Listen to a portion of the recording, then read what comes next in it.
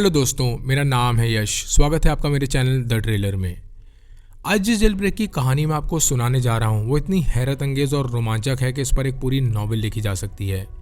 इस जेल में एक यूनिट 32 हुआ करती थी जिसे इस जेल की सबसे खतरनाक यूनिट कहा जाता था। और इस जेल ब्रेक का मास्टरमाइंड वो पहला कैदी था जिसे यूनिट 32 में डाला गया था, मगर वो वहाँ से भी भाग निकला। इस जेल से भागना हर कैदी के लिए लगभग नामुमकिन था, क्योंकि यहाँ इलेक्ट्रिक करंट वाली जालियाँ और गार्ड्स तो थे ही जो हर वक्त जेल के हर कैदी पर नज़र रखते थे, मगर साथ ही साथ इस जेल की दीवारों के पीछे मिसिसिपी डेल्टा थी जो कई एकड़ में फैली थी और जहाँ से भागने में या तो कैदी को अपनी जान गंवानी पड़ती या वो पकड़ा जाता।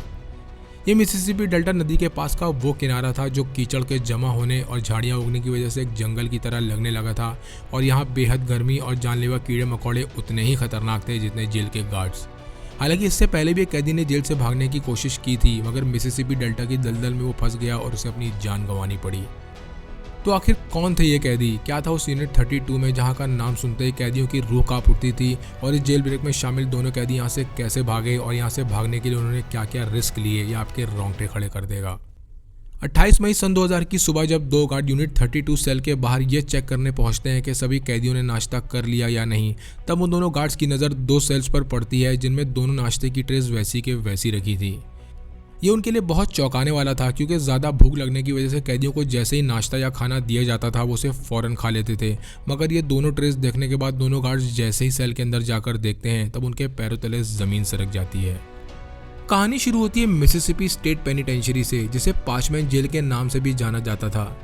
ये जेल मिसिसिपी की सबसे पुरानी जेल है जिसका इतिहास बहुत ही खतरनाक और दिल दहला देने वाला है, क्योंकि सन 1901 में अमेरिकन गवर्नमेंट ने ये ज़मीन खरीदी थी जो पहले कभी एक फार्म हुआ करती थी। ये ज़मीन खरीदने के बाद अमेरिकन गवर्नमेंट ने सारे ब्लैक कैदियों को यहाँ पर काम पर लगा दिया और उनका ये काम था जेल बनाने का, जिसका मतलब था कि ये सभी कैदी खुद अपनी जेल बना रहे थे। इन कैदियों से दिन रात जानवरों की तरह काम लिया जाता था और उनसे वो जेल बनवाई जा रही थी जो कैदियों के लिए एक बुरा सपना साबित होने वाली थी। ये जेल कई वजहों से और भी खतरनाक और डरावनी थी, क्योंकि यहाँ पर अक्सर कैदियों के मर्डर्स हो जाते या वो सुइसाइड कर लेते, और साथ ही साथ यहाँ की सीवेज लाइन भी लीक करती थी जिसकी वजह से कई जानलेवा कीड़े मकोड़े जेल में कैदियों को काट लेते और वो या तो मर जाते या बीमार हो जाते। ये जेल 18,000 एकड़ के बहुत बड़े एरिया में फैली हुई थी जो पीछे की तरफ से बहुत बड़ी दलदल और झाड़ियों से घिरी हुई थी, और ये डलडा अपने आप में एक जेल थी जहाँ कीड़े मकोड़े, सांप और दलदल का ऐसा जाल बिछा था जो किसी भी आदमी को मारने के लिए काफ़ी था।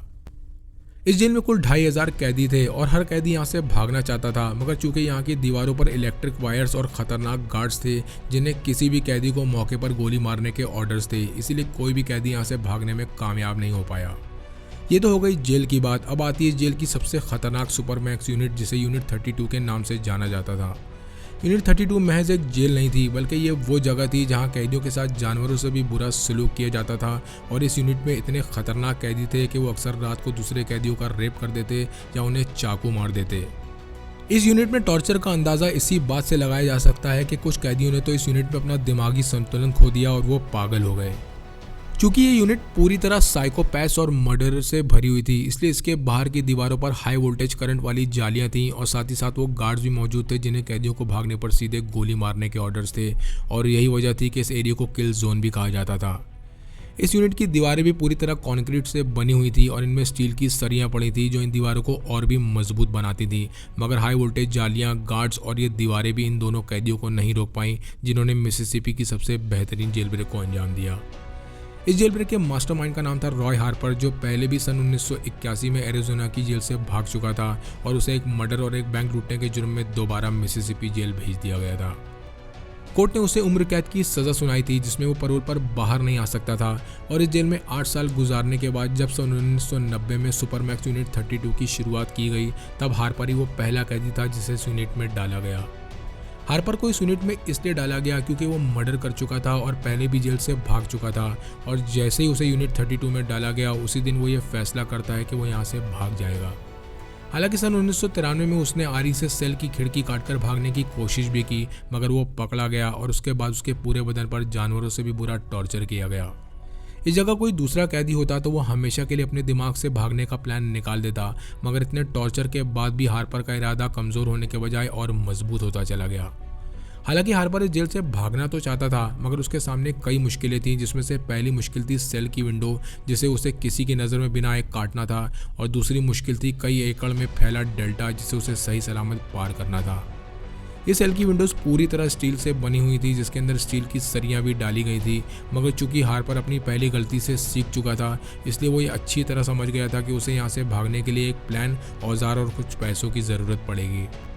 पैसों का इंतजाम करने के लिए वो मुलाकात पर आई अपनी बीवी से चुपके से $200 ले लेता है, ताकि वो इन पैसों का इस्तेमाल जेल में कर सके। और चूंकि मिसिसिपी जेल में करप्शन हद से ज़्यादा था, इसलिए वो $40 में एक गार्ड से आरी वाला ब्लेड ले लेता है। हालांकि उसने ब्लेड का इंतजाम तो कर लिया था, मगर उसे विंडोज़ में लगे स्क्रूज़ को खोलने के लिए एक औजार और चाहिए था, और साथ ही साथ एक परेशानी और थी, और वो ये थी कि उसे ये स्क्रूज सेल से महज 20 फीट दूर मौजूद गार्ड्स के सामने खोलने थे। इस दूसरे औजार का इंतजाम करने के लिए उसने लाइट्स के स्टील कवर्स को कई टुकड़ों में तोड़ लिया, और फिर पेंसिल शार्पनर ब्लेड की मदद से उसे स्क्रू ड्राइवर की तरह बना लिया। और सबसे ज़्यादा चौंकाने वाली बात यह थी कि यह काम भी कर गया।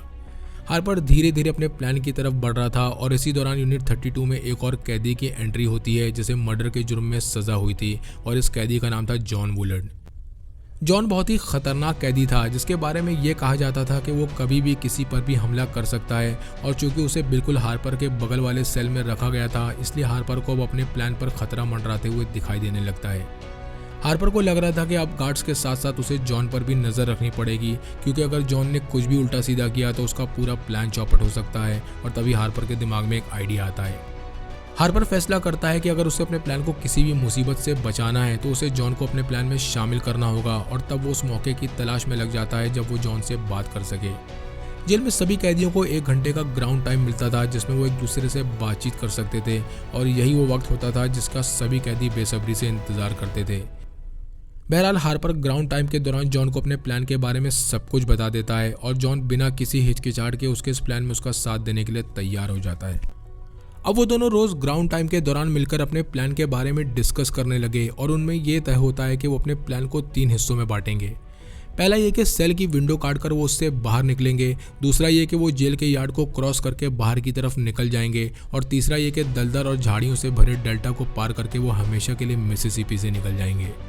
अपने प्लानिंग के हर स्टेज को अंजाम देने के लिए उन्हें बहुत बारीकी से तैयारी करनी थी, और खास करके वो दूसरा स्टेज जिसमें उन्हें जेल के यार्ड को पार करना था।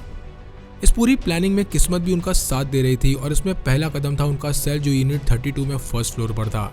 उनका प्लान था कि वो फर्स्ट फ्लोर पर बने अपने सेल के विंडोज़ को काटकर नीचे कूदेंगे और सी ब्लॉक की दीवारों की छांव में छुपकर यार्ड क्रॉस करके बाहर निकल जाएंगे। मगर उनके सामने जो सबसे बड़ा चैलेंज था वो था यार्ड का रास्ता। इस यार्ड को पार करने के दौरान 50 फीट का वो रास्ता भी था जो पूरी तरह खुला हुआ था, और जहां फ्लड लाइट्स और गार्ड्स की नज़र हमेशा रहती थी। और अगर वो लोग ये रास्ता पार कर भी लेते हैं तो भी उन्हें वो किल जोन पार करना था, जहां गार्ड्स हमेशा बंदूक लिए खड़े रहते थे। हालांकि हार्पर के लिए कोई नई बात नहीं थी, क्योंकि वो पहले भी जेल से भाग चुका था, मगर इस बार उसके भी पसीने छूट गए, क्योंकि एक छोटी सी गलती उन्हें बहुत बड़ी मुसीबत में डाल सकती थी। अब हार्पर और जॉन यूनिट 32 की हर छोटी से छोटी डिटेल पर बहुत बारीकी से नज़र रखने लगते हैं, ताकि कोई कमज़ोर कड़ी उनके हाथ लग सके। कुछ हफ्ते नज़र रखने के बाद हार्पर को यह समझ आने लगता है कि उन्हें कैदियों की एक एक्स्ट्रा यूनिफॉर्म की ज़रूरत पड़ेगी, और इन यूनिफॉर्म्स को भी वो गार्ड्स को रिश्वत खिलाकर अपने सेल में मंगा लेते हैं। हार्पर इस यूनिफॉर्म के साथ साथ एक ब्लैक क्रीम भी बनाता है, जिसे उसने कागज़ की राख और वैसलीन मिलाकर बनाया था, ताकि वो दोनों इन क्रीम से अपने चेहरे छुपा सकें। हार्पर अपना प्लान हर बारीकी को ध्यान में रखते हुए बना रहा था, मगर एक सवाल था जो उसे बार बार परेशान कर रहा था, और वो था डेल्टा, जिसे उन्हें पार करना था। मगर इसके लिए भी वो अपनी तैयारी शुरू कर देता है। चूँकि इस डेल्टा में जो पानी था वो पूरी तरह कीड़े मकोड़ों से भरा था, जिसकी वजह से ये पानी पीने लायक नहीं था, और यही वो वजह थी कि वो जेल में मिलने वाली जैकेट से बैग्स बनाना शुरू करता है, ताकि वो इनमें साफ पानी की बॉटल्स रख सके। बहरहाल इन सारी तैयारियों के बाद हार्पर और जॉन दोबारा अपना ध्यान सेल की उन विंडोज़ पर लगाते हैं जहाँ से निकलकर उन्हें भागना था।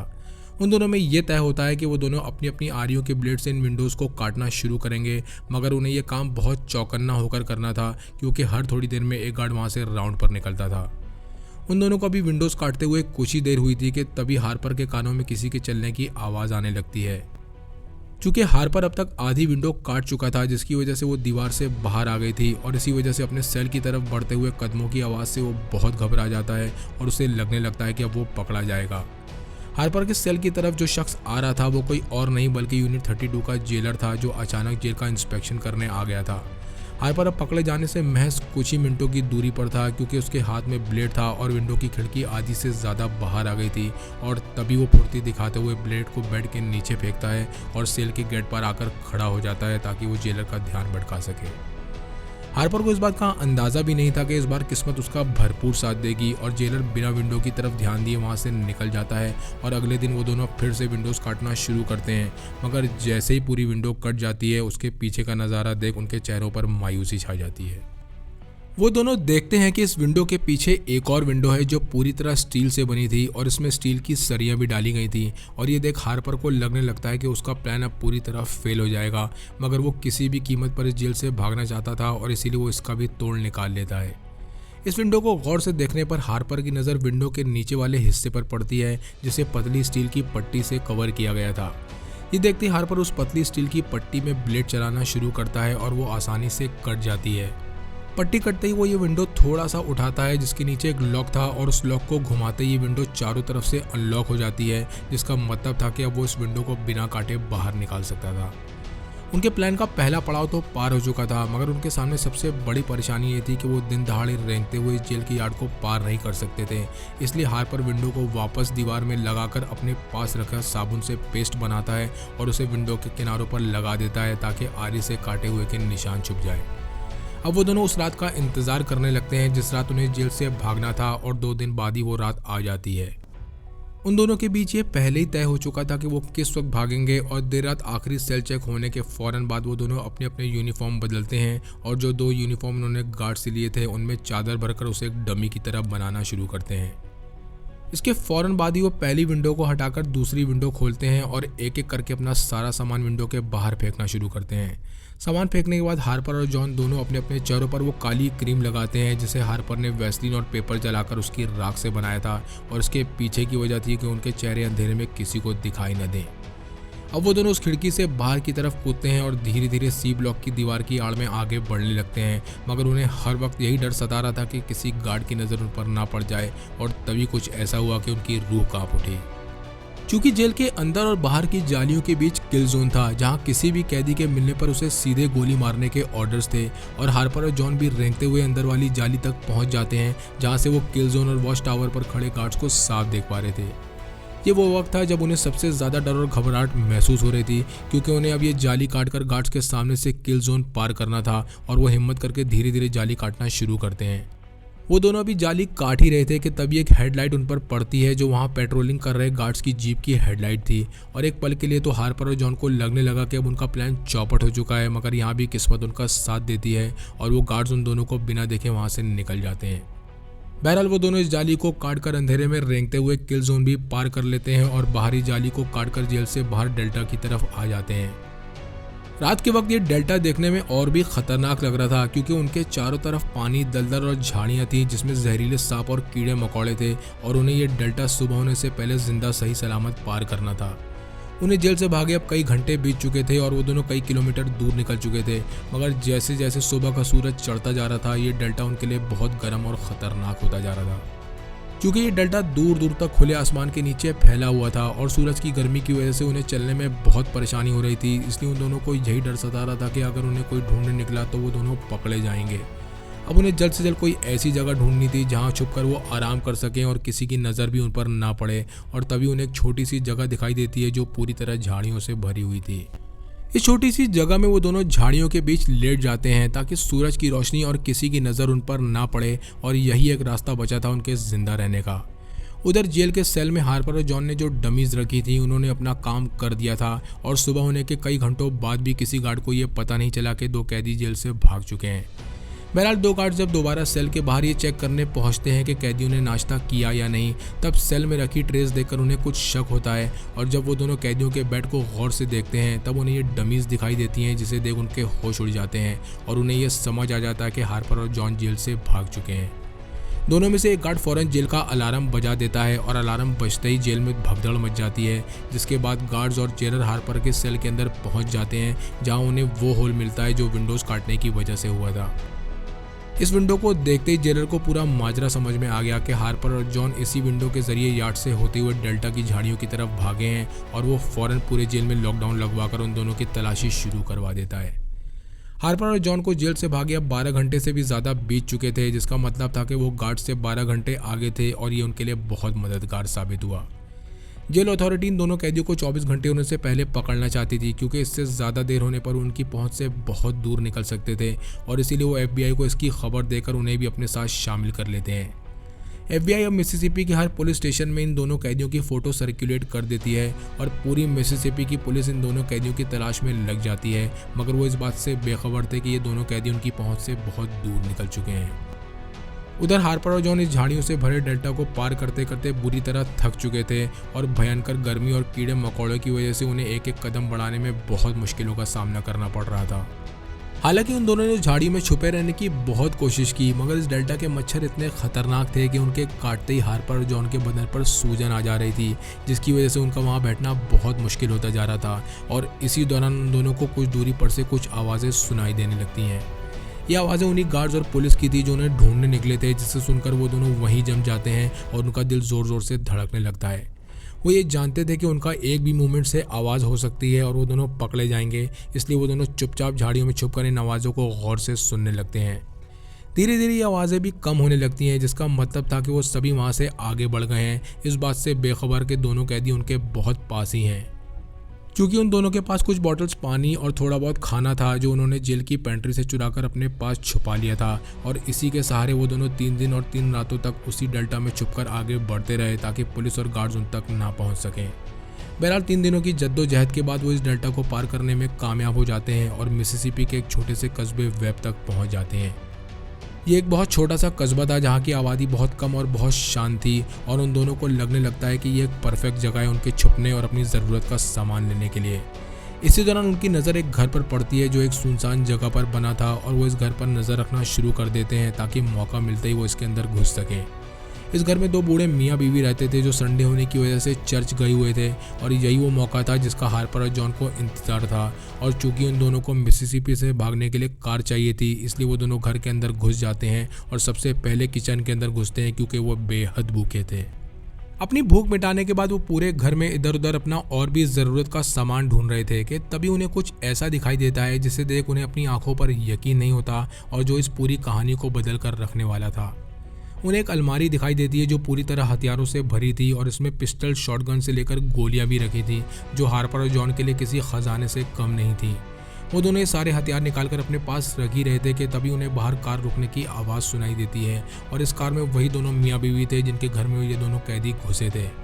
कार की आवाज़ सुनते ही वो दोनों किचन के दरवाजे के पीछे बंदूक लेकर छुप जाते हैं, और ये मियाँ बीवी इस खतरे से बेखबर जैसे ही किचन के दरवाज़ा खोलते हैं, हार्पर और जॉन उन दोनों पर बंदूक तान देते हैं। ये देखते ही उन दोनों की चीख निकल जाती है और उन्हें ये समझ नहीं आ रहा था कि ये हुआ कैसे, मगर हार्पर उन दोनों से कहता है कि वो उन्हें कोई नुकसान नहीं पहुंचाएगा और उसे बस कार्स की चाबी चाहिए है। वो दोनों मियाँ बीवी इतने ज़्यादा डरे हुए थे कि वो फ़ौरन कार की चाबी निकालकर उन दोनों कैदियों को दे देते हैं, जिसके बाद हार्पर और जॉन उन मियाँ बीवी के हाथ पैर बांध देते हैं ताकि वो पुलिस को खबर ना कर पाएँ, और कार में बैठकर वहाँ से फरार हो जाते हैं।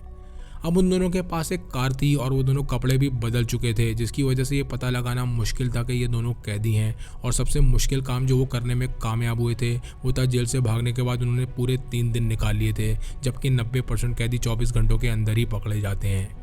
अब उनके सामने एक लंबी रोड थी और उन्हें मिसिसिपी छोड़कर पूरे अमेरिका के किसी भी शहर में गायब हो जाना था, मगर उनकी आज़ादी ज़्यादा दिन नहीं टिक पाई। FBI अब उन बूढ़े मियाँ बीवी से पूछताछ शुरू करती है जिनके घर में हार्पर और जॉन घुसे थे, और वहीं से उन्हें उस कार के बारे में भी पता चलता है जिसमें बैठकर वो दोनों फरार हुए थे।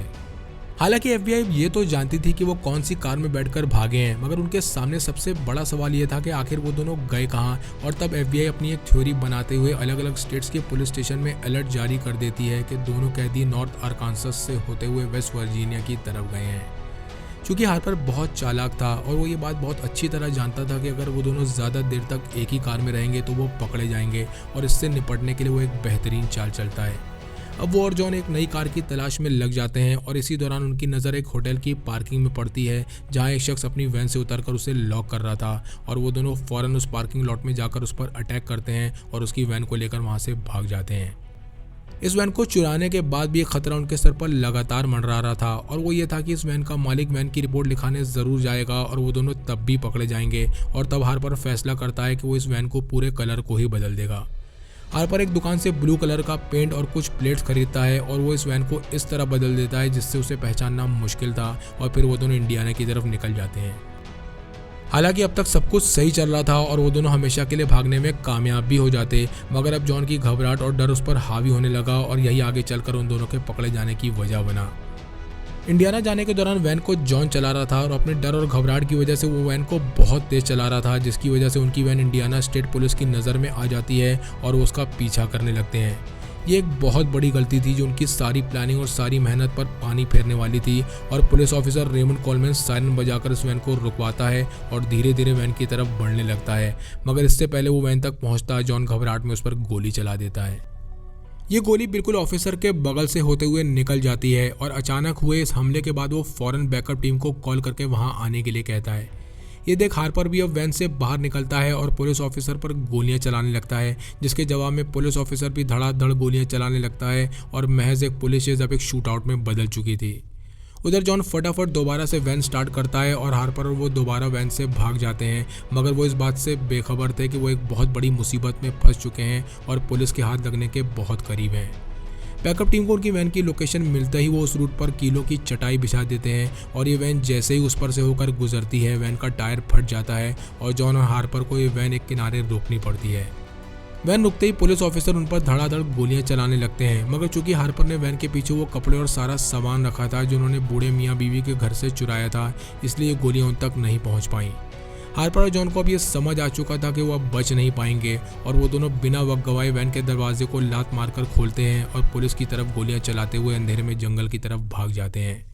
वो पुलिस के हाथ आते आते उनके हाथों से निकल गए और अगले 2 दिनों तक इंडियाना के छोटे से कस्बे में इधर उधर छिपते फिर रहे थे, जिसके बाद पुलिस पूरे कस्बे में हाई अलर्ट जारी कर देती है और लोगों से कहती है कि इस हुलिये के 2 शख्स उन्हें जहाँ भी दिखाई दें वो फ़ौरन पुलिस को खबर करें। अब हार्पर और जॉन के पास रखा खाने का सामान भी ख़त्म हो रहा था और साथ ही साथ इंडियाना के जंगलों की ठंड उन्हें बहुत परेशान कर रही थी और तब वो दोनों खाने की तलाश में जंगल से बाहर आते हैं और यही उनकी सबसे बड़ी गलती साबित हुई।